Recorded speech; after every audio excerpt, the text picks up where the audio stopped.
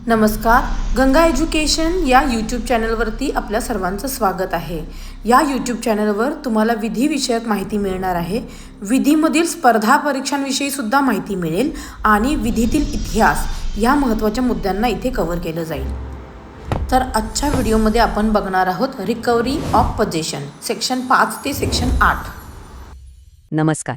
विचार करा, आपल्या हक्काच्या जमिनीवर किंवा घरावर कोणीतरी अचानक बेकायदेशीरपणे ताबा मिळवला तर काय? अशा परिस्थितीत कायदा आपल्याला काय संरक्षण देतो? आज आपण हेच समजून घेणार आहोत. चला तर मग सुरुवात करूया. आपल्याच मालमत्तेतून आपल्याला बेदखल केलं जाणं ही कल्पनाच किती त्रासदायक आहे, नाही का? साहजिकच मनात पहिला प्रश्न येतो की अरे, आता कायदा काही मदत करेल का? तर एक चांगली बातमी आहे. याचं उत्तर आहे हो, नक्कीच. आणि त्यासाठी खास कायदेशीर मार्ग आहेत. ठीक आहे. तर सगळ्यात आधी आपण जमीन आणि घरासारख्या म्हणजे स्थावर मालमत्तेबद्दल बोलूया. समजा एखाद्याला त्याच्या जागेतून बेकायदेशीरपणे बाहेर काढलं तर कायदा ती जागा परत मिळवण्यासाठी चक्क 2 वेगवेगळे मार्ग देतो. आणि हे दोन्ही मार्ग एकमेकांपेक्षा खूप वेगळे आहेत. हे 2 मार्ग म्हणजे समजा 2 वेगवेगळ्या रणनीती आहेत. एक आहे कलम 5. ही म्हणजे एक संपूर्ण कायदेशीर लढाई, जिथे कागदपत्र आणि पुराव्यांच्या आधारावर हे सिद्ध करावं लागतं की जागेची मालकी कोणाची आहे. आणि दुसरीकडे आहे कलम 6. हा एक प्रकारचा फास्ट ट्रॅक किंवा इमर्जन्सी उपाय आहे. याचा मुख्य उद्देश मालकी ठरवणं नाही, तर जो ताबा नुकताच हिसकावला गेलाय तो ताबडतोब परत मिळवून देणं आहे. आणि इथे एक गोष्ट अगदी स्पष्टपणे समजून घ्यायला हवी. कलम 6चा उद्देश खरा मालक कोण आहे हे शोधणं नाहीच आहे. त्याचं एक आणि एकच काम आहे, ज्याने कायदा हातात घेऊन बेकायदेशीरपणे ताबा घेतलाय त्याला तिथून हटवून परिस्थिती पूर्ववत करणं. कारण कायदा काय म्हणतो? कायदा म्हणतो की कोणीही स्वतः न्यायाधीश बनून बळजबरी करू शकत नाही. अर्थात या जलद उपायाचे काही कडक नियमसुद्धा आहेत. सगळ्यात पहिलं आणि महत्त्वाचं म्हणजे हा दावा सरकारविरुद्ध करता येत नाही. आणि दुसरं, या प्रकरणात एकदा न्यायालयाने निर्णय दिला की तो अंतिम मानला जातो. त्यावर पुढे अपील किंवा पुनर्विचार करता येत नाही. म्हणजे हा मार्ग जलद आहे, पण त्याचा निर्णय अगदी पक्का असतो. आणि आता येतो सर्वात महत्त्वाचा नियम. खरं तर ही एक डेडलाईन आहे. कलम 6 अंतर्गत दावा करण्यासाठी फक्त 6 महिन्यांची मुदत मिळते. कधीपासून? ज्या दिवसापासून ताबा काढून घेतला गेलाय त्या दिवसापासून बरोबर 6 महिने. ही वेळ एकदा निघून गेली की मग हा जलद मार्ग कायमचा बंद होतो. त्यामुळे वेळेचं महत्त्व इथे प्रचंड आहे. बरं, आतापर्यंत आपण जमीन आणि घरांबद्दल बोललो.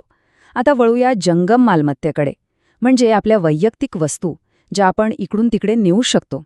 आता विचार करा, काही वस्तू अशा असतात ज्यांची किंमत पैशांमध्ये मोजणं शक्यच नसतं, नाही का? जसं की आजीनं प्रेमानं दिलेली एखादी वस्तू किंवा अनेक पिढ्यांपासून घरात असलेलं एखादं चित्र. अशा वस्तूंसाठी फक्त पैशांची नुकसान भरपाई पुरेशी नसते. साधारणपणे अशा वैयक्तिक वस्तू परत मिळवण्यासाठी कायद्यात कलम 7 आहे. ही एक सरळ सामान्य कायदेशीर प्रक्रिया आहे. यात न्यायालयात हे सिद्ध करायचं असतं की त्या वस्तूवर आपला हक्क आहे आणि ती परत मिळावी. पण जर ती वस्तू काहीतरी खास असेल तर, म्हणजे समजा आजोबांची जुनी डायरी असेल किंवा एखादी दुर्मिळ मूर्ती किंवा अगदी लहानपणीचं एखादं खेळणं ज्याच्याशी आपल्या खास आठवणी जोडलेल्या आहेत, अशा वेळी त्या वस्तूच्या बदल्यात पैसे घेणं पटेल का? नाही ना. आणि चांगली गोष्ट ही आहे की कायदासुद्धा या भावनिक आणि विशेष परिस्थितीचा विचार करतो.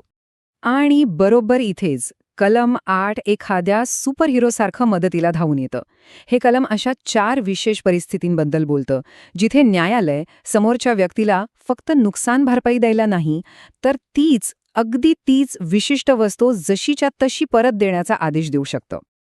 आणि या कलमातली सर्वात शक्तिशाली गोष्ट काय आहे माहितीये? कायदा सुरुवातीलाच हे गृहीत धरतो की जर एखादी वस्तू अद्वितीय किंवा विशेष असेल तर ती अमूल्य आहे, म्हणजे तिची किंमत पैशात ठरवता येत नाही. आता सिद्ध करण्याची जबाबदारी समोरच्या व्यक्तीवर जाते ज्याच्याकडे ती वस्तू आहे.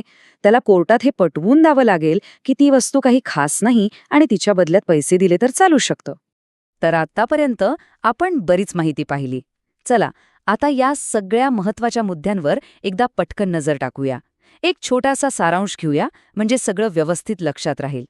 हा तक्ता म्हणजे एक प्रकारची कायदेशीर चीट शीट समजा. बघा, स्थावर मालमत्ता म्हणजे जमीन किंवा घर यासाठी 2 पर्याय. कलम 5 जे मालकी हक्क सिद्ध करण्यासाठी आहे आणि कलम 6 जे तात्काळ ताबा मिळवण्यासाठी आहे. पण लक्षात काय ठेवायचं? फक्त 6 महिन्यांची मुदत. आता जंगम मालमत्ता म्हणजे वैयक्तिक वस्तू. यासाठी कलम 7 हा सामान्य मार्ग आहे आणि कलम 8 तो आहे त्या खास अद्वितीय वस्तूंसाठी ज्यांच्या पुढे पैसे अगदीच गौण ठरतात. आणि जाता जाता एक महत्वाचा विचार, कायदा फक्त मालकीचं नाही तर शांततापूर्ण ताब्याचंही संरक्षण करतो. याचा अर्थ स्पष्ट आहे, कोणीही कायदा हातात घेऊन मनमानी करू शकत नाही. मग हे समजल्यावर की कायदा मालकी आणि ताबा या दोन्ही गोष्टींना महत्त्व देतो, मालमत्तेच्या हक्कांविषयी आपल्या दृष्टिकोनात काही बदल होतो का, यावर नक्की विचार करण्यासारखा आहे. व्हिडिओ शेवटपर्यंत बघितल्याबद्दल धन्यवाद. Subscribe for more.